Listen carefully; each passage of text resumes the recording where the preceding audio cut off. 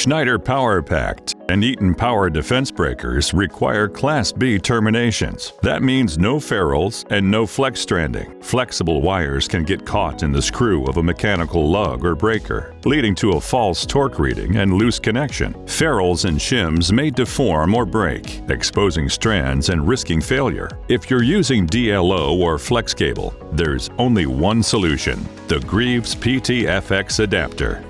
It converts high-strand flex to a stranded Class B pin, fully compliant with UL 486AB for use in breaker applications. Made in the USA, UL listed, the right pin for the job.